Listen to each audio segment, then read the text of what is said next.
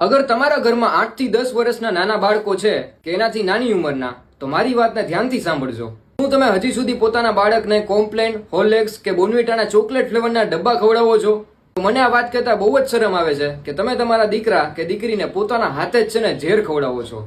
હું પોતે જ્યારે નાનો હતો ત્યારે મારા ઘરના લોકો પણ મને કોમ્પ્લેન પીવડાવતા. પણ હાલો એ વાત આપણે સમજીએ કે ત્યારના લોકોમાં એટલી જાગૃતતા નહોતી કે ટીવીની એડ્સમાં જે પણ બતાવતા તે ઘરે આવી જતું. પણ આજના સમયમાં જ્યારે લોકો ઇન્ટરનેટ ઉપર આવીને લોકોને કહે છે કે કોમ્પ્લેન, હોર્લિક્સ કે બોર્નવિટા જેવા કોઈ પણ ચોકલેટ ફ્લેવરના ડબ્બા તમારા છોકરાની હેલ્થ માટે જરાય સારા નથી, કેમ કે એમાં છે ને નકરી ખાંડ જ આવે છે. હવે તમને એટલી તો ખબર જ હશે કે ખાંડ તમારા શરીર માટે સારી કે નહીં. અને સાચે જ જો તમને હજી એવું લાગતું હોય કે એવા ડબ્બા ખવડાવવાથી તમારા છોકરાની હાઈટ વધી જશે, જેટલા પણ ગુજરાતી આઉટ ઓફ ઇન્ડિયા રહેતા હશે ને એ મારી વાતથી 100% એગ્રી કરશે કે જોઈ લો તમે વિદેશમાં રહેતા 15 વર્ષના છોકરાને અને આપણા ઇન્ડિયામાં રહેતા 15 વર્ષના છોકરાને જોઈ લો, બેનો ડિફરન્સ જ તમને કહી દેશે કે ઇન્ડિયાના લોકોમાં જાગૃતતા ઓછી છે. પ્લીઝ આ વિડીયો હરેક માતા પિતા સુધી પહોંચાડજો જે પોતાના બાળકને હજી સુધી આવા ચોકલેટના ડબ્બા પીવડાવતા હોય. મારી વાત સાંભળ્યા પછી પણ હજી તમારા ઘરમાં એ ડબ્બો પડ્યો હોય તો પ્લીઝ એને ફેંકી દેજો. એવું ન વિચારતા કે આ ડબ્બો પૂરો થઈ જાય પછી આપણે બીજો નહીં લઈ આવીએ.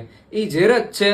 ઈ ઝેરને તમે દૂધમાં નાખીને પીવડાવો તો ઈ ઝેર જ છે, ને ઝેર આમનામ ખાવ તો ઈ ઝેર જ છે. પ્લીઝ ના કરો.